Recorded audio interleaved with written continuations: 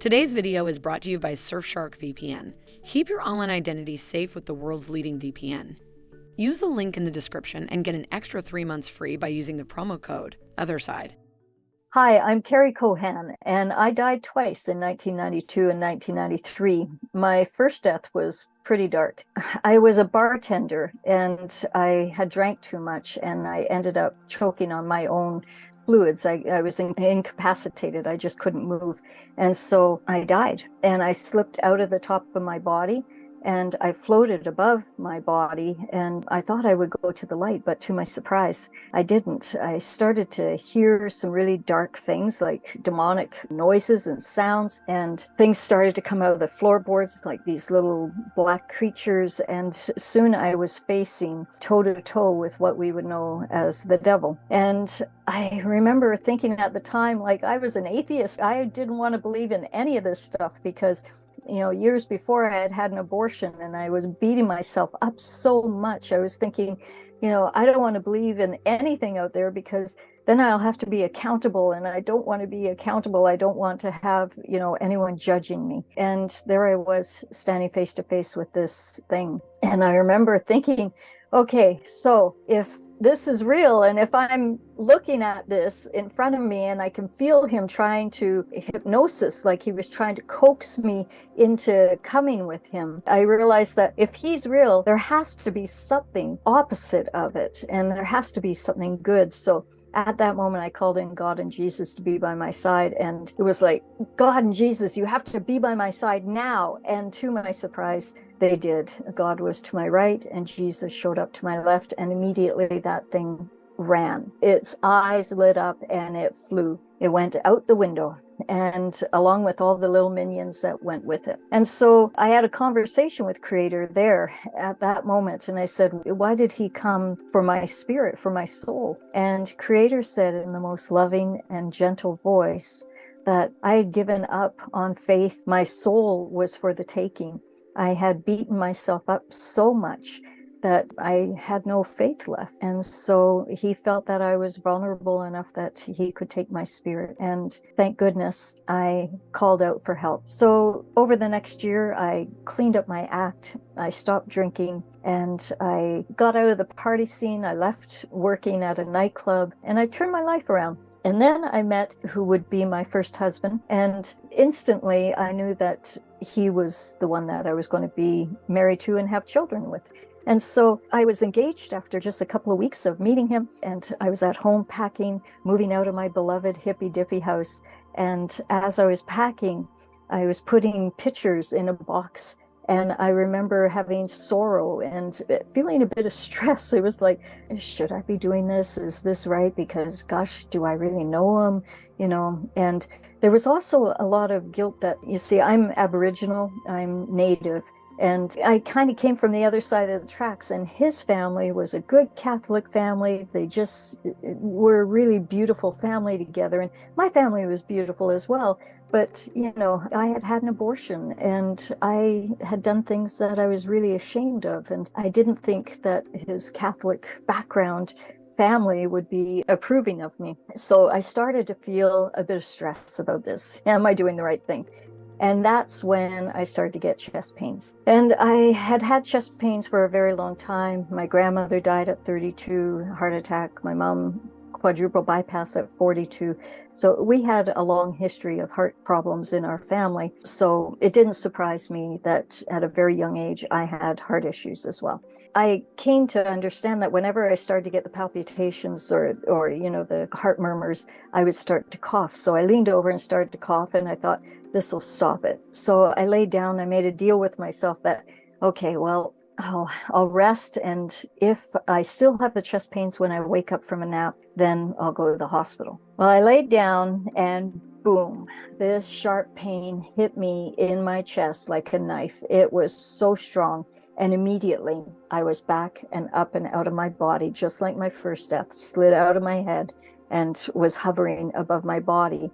Only this death, the second death, this big brown bird came in and swooped down and grabbed me by the back and lifted me up out of my bedroom, out of the house, And now we're going up into the sky. And I remember looking down and watching Earth getting smaller and smaller.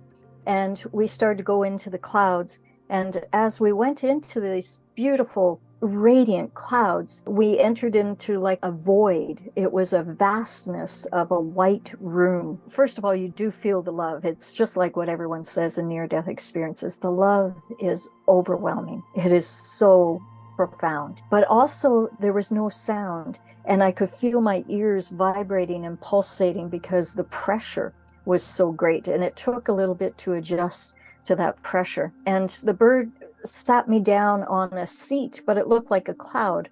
And I remember looking down at this cloud-like chair and thinking, wow, like I can feel the love coming up through the chair and into me.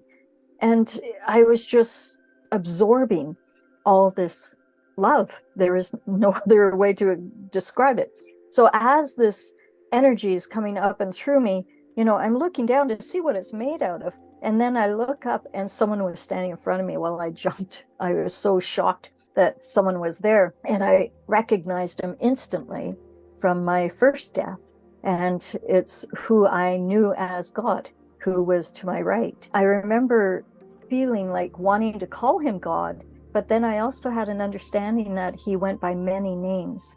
And it was like I was being downloaded with so many names, and they were just a line up, like a litany of names. And so I asked him, what name do I call you? And he said, it matters less the name that you call me as long as you call my name. You know, it doesn't matter what you call spirit, whether you call him grandfather spirit, God, Buddha, Allah, whatever name you have for this beautiful spirit that is guiding you. It matters more that you speak with them and that you call in the energy on a daily basis and just connect with them.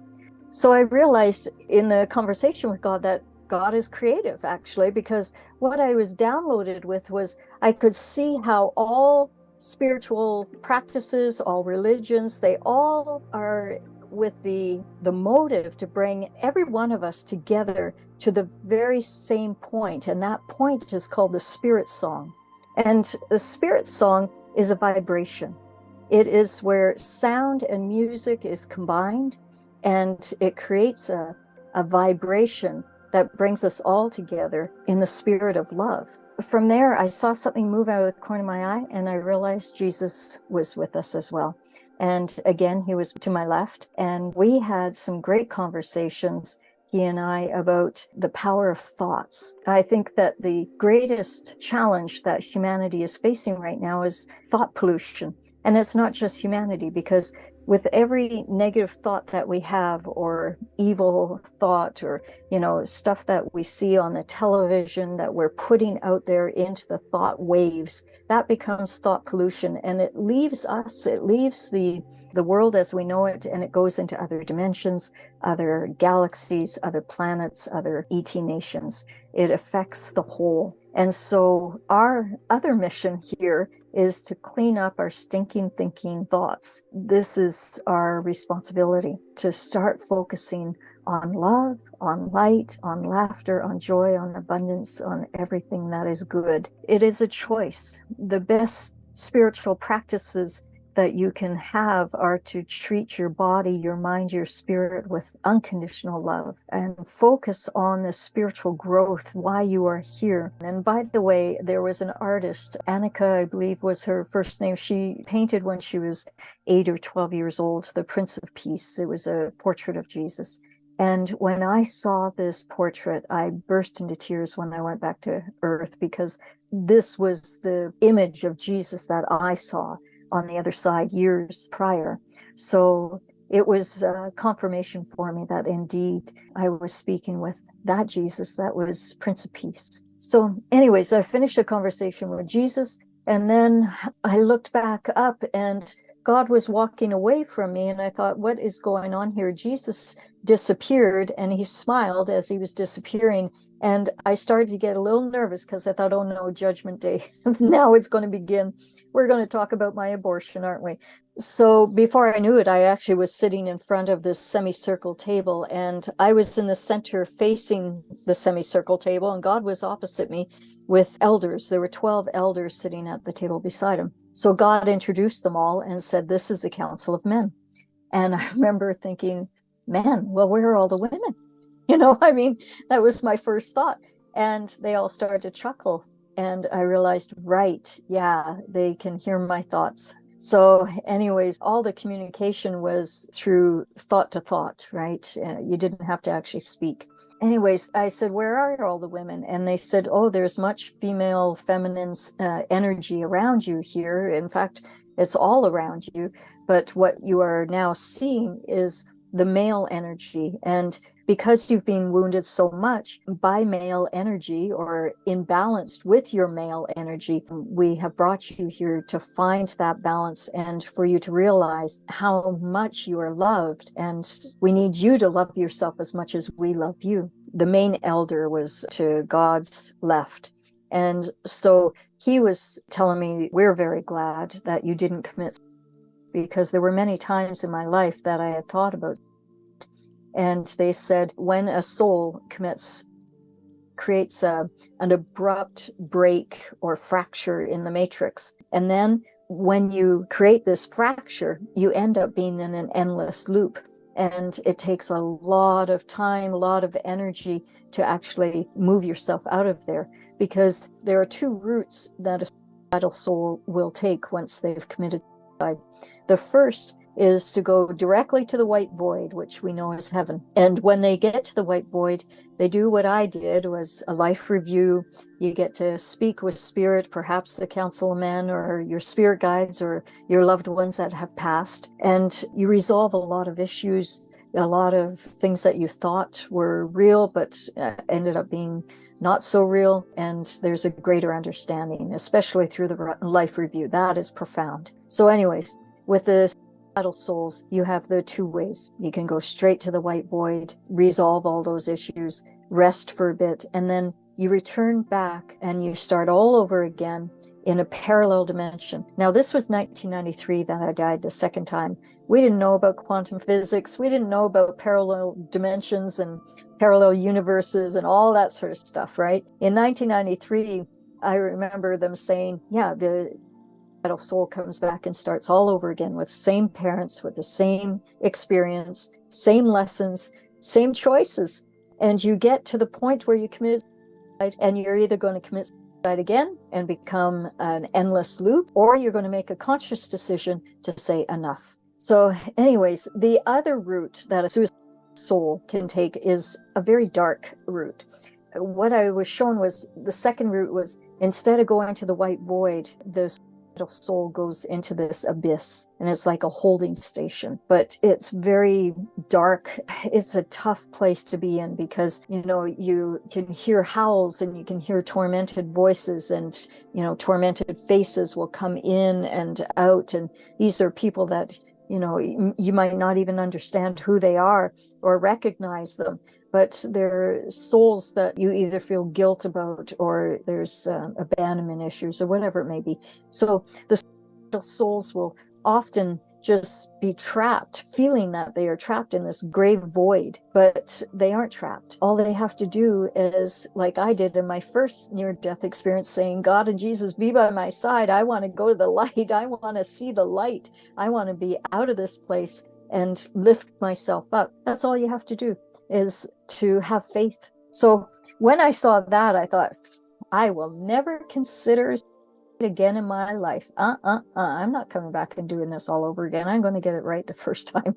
So if you are thinking of suicide, or if you know someone that's thinking of suicide, let them know about that, because you will save them in so many ways. You have no idea. So we had a great conversation about that. I had had the abortion, and I thought that I wasn't going to have any more children, because after the abortion, I had so much scar tissue in me that I was told by physicians that there was no hope. I would have no children. And that was devastating to me. And so I thought, okay, I can come to, maybe it's God's way of punishing me because I had the abortion and I killed a child, and so therefore I'm not worthy to have any children. That's how I rationalized it. But in the end, in speaking with these elders, they were saying, we wanted to bring you here because we want you to understand, first of all, you have a mission, you have a lot to do, you got to go back, you got a lot to do. But secondly, we want you to understand the level of love that we have for you. And we need you to love yourself as much, because that first death was all because you weren't loving yourself. You need to find that love. Love thyself, love thyself, love thyself, they kept saying to me. And so they said, you know, you have to go back because you've got too much to do. And so we went back and forth a couple of times, and they kept insisting, you know, you got too much to do. And I was like, my God, what am I going to do? What am I going to do that's so profound? Because look, I was a drunk. I was a bartender that was an alcoholic. I was illiterate. I was in the dummy class in grade 8. I failed grade 12. I was a friggin' mess. And what am I going to do that's so profound? And that's when they huddled together and they made a decision to show me something that they don't normally show. And that is what I would be missing out if I didn't go back. All of a sudden, this sphere popped in front of us, and I understood it to be a 9D hologram. Didn't know what a 9D hologram was, but that's what they said it was. And it was a sphere that had a cube inside with 4 pyramids that came to a point. And so it's called a cubic pyramid within a sphere, right? And where all the pyramids came to a point, it lit up like a light. It was so bright. And when I looked into it, I could see movement. And immediately I was brought into this hologram, which was bringing you through like a wormhole, and it split. And simultaneously, I had 2 experiences. In one hand, I was experiencing a beautiful child that had brown hair and blue eyes. And she was so beautiful. She was so vibrant. Oh my gosh. I saw the birth of her. I saw taking care of her and playing in the yard. And it was a beautiful moment. And, you know, here I was thinking that I'd never have children. And there was this moment that it felt so real, that I was with this beautiful little brown-haired, blue-eyed girl. And then simultaneously, I was also having another experience that I could comprehend both of them. I was like split and experiencing both of them at the same time. And this one was with the little blonde hair, blue-eyed girl. And I saw again her birth and every aspect of, you know, enjoying her youth and growing up and nurturing her. And she was the cook. She was the one that loved cooking. And so at that moment, I realized I'm going to have children, right? Oh my God, I'm going to have children. So it was overwhelming to me because I had resigned myself to the fact that I wasn't going to have any kids. So I came out of that hologram. I hit the chair so fast, I bounced off, you know, and I was like, oh my God, I'm going to have children. Am I going to have children? And they were, yes, we want you to see what you would be missing if you didn't go back. And I go, okay, I'm sold. I'm going back. I'm going back. When can I go back? Can I go back right now? I was so damn excited. I could hardly wait to go back because they knew that above everything, I wanted to be a mom. So just as I'm ready to go back, a creator came to me, and now we're standing up. And he said, before you go, is there anything that you would like to ask of us that you would be able to bring back this information and help share it with others? I remember thinking, oh boy, that's kind of a profound question. I drew a blank. And all of a sudden I saw this little speck of light, and it came zipping around and around me. And then it went into the tender part just behind my ear, and it lit up that pineal gland inside the center of your brain. And instantly I understood what I needed to ask. And I said, I got it. Okay. I understand that God loves everyone. He loves the rapists, the murderers, the people that do the most heinous things on the planet. How can God still love people that do the worst things on earth? And he goes, oh, that's easy, like this.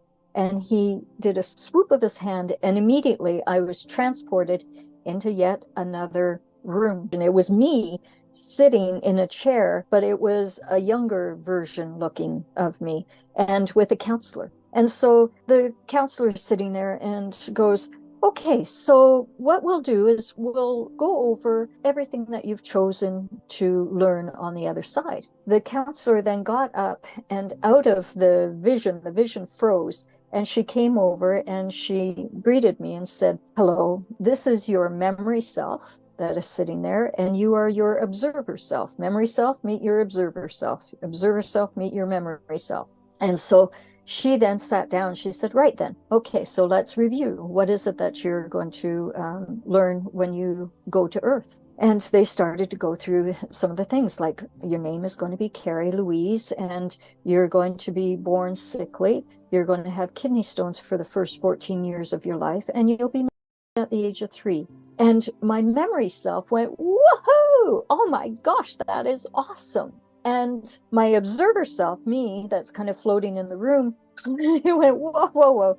You know, is she actually excited that she's going to be sickly and molested and all of that? Again, the counselor stepped out of the image and came, and everything froze. And she said to me, what your memory self remembers that you have remembered to forget when you came to this side of the veil, right? When you came into Earth, what she remembers is the 5 lessons of life. And that when you apply these 5 lessons to every aspect of your world, everything that you are experiencing, then that is why you're here, to grow yourself spiritually. And so she's excited at these experiences, because each experience is an opportunity to apply the 5 lessons of life. And when you do this, you will grow beyond measure. So counselor goes and sits down again. Now they start going through different aspects. A hologram pops up, and it's an image of my mother and father, and I get to choose my parents. They get to choose me. So we come to an agreement that, would you like to be Carrie's parents on Earth? I remember thinking, yeah, but does the memory self remember my dad's drinking years? Because that was a little difficult, you know, that was pretty tough, because there'd be highs and lows. And so again, the counselor came out and said, your memory self understands why your father has the rage that he did. And she has compassion for that. She forgives, she trusts and has faith that he's going to be the perfect dad. And she unconditionally loves him already. So you both get to practice that when you go to the other side. So we had my parents chosen. And so she goes and sits down. The counselor goes and sits down again. And all of a sudden, the room fills up with 12 beautiful radiant beings that come in, and they stand behind the counselor. So the counselor introduced me to my soul pack. And she says, this is your soul pack. Everyone has a soul pack. And you travel with these souls throughout all of your lifetimes, all of your journeys. And that's why when you meet them on Earth, you recognize them, you know them instantly, right? She then says, so which 2 of you, the soul pack of the 12, which 2 of you would like to be Carrie's molesters? And that's when I went, okay, no, I can't do this anymore. And the counselor kind of shushed me and went, would you please just watch and trust, right? And so I sat, you know, I kind of just sat back and thought, okay, I don't know about this. So those 2 that volunteered, they lifted up, and all of a sudden they went zooming to Earth. We all watched them, like we could feel them enter into the wombs of their mothers, their prospective mothers. And you could feel the pain and the sorrow that was surrounding, you know, the alcoholism, the fetal alcohol syndrome in him, and, you know, all the abuse that was around them. You could hear the screaming, and it was just a hell of a beginning for both of them. And they really had a very difficult life, both. We watched as they grew up. Basically, just before I was about to be, everything froze. And I remember turning to the counselor, because we're all watching it, all 12 of us, and the counselor and my memory self and myself. It felt like real time, but it's sped up. And so when everything froze, I turned to the counselor and went, wait, I only remember up to a certain point, and I don't remember past that point. So I need to know what happened, right? I only remember up to that certain point. And so the counselor said, the memory will come to you when it's meant to. But for now, we want to focus on the 5 lessons of life. We want you to focus on the fact that your molesters, the people that hurt you, were actually your best friends in heaven. So the people that hurt you the most are actually your best friends. They volunteered to have a hell of a life, to experience one heck of a life, in order to give you the opportunity to practice the 5 lessons of life of forgiveness, compassion, faith, and trust, and unconditional love, not only towards them, but towards yourself as well. To have unconditional love for yourself, to have faith that you were on the right track and everything happened for a reason, and to have trust that God has a greater plan in all of this, and to have compassion for yourself and forgiveness, not only for them, but for yourself as well. So from that experience, I realized that I was still holding on to a lot of stuff and I needed to let it go. That's when I had to come to a realization that, okay, my mom always said, today's tragedy is tomorrow's blessing. And that experience made those words so alive.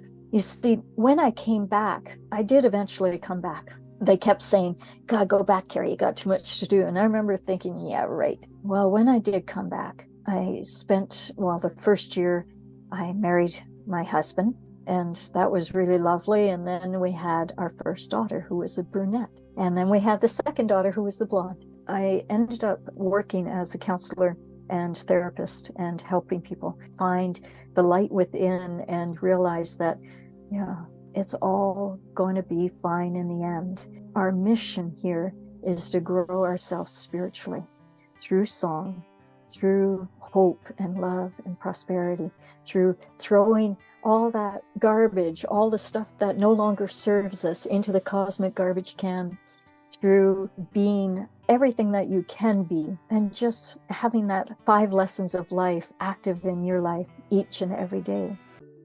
Picture this, you're browsing the internet, streaming your favorite shows, and connecting with friends. But do you ever stop and wonder, is my online data really safe? Can I truly explore the vast possibilities of the virtual world? Well, wonder no more, because our sponsor, Surfshark VPN, has got you covered. With Surfshark VPN, you can secure your online data with just a click. Their cutting-edge technology encrypts your internet connection, creating an impenetrable shield around your personal information. Whether you're banking, shopping, or simply browsing, Surfshark VPN protects your sensitive information from hackers, government surveillance, and even your internet service provider. Your online activities remain private and confidential. But that's not all.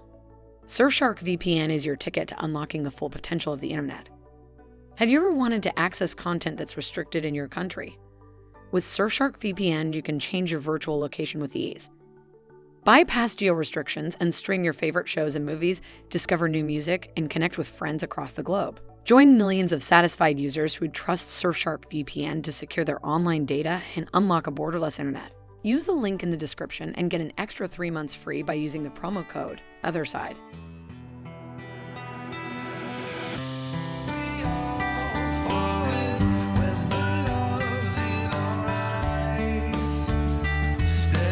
Lost about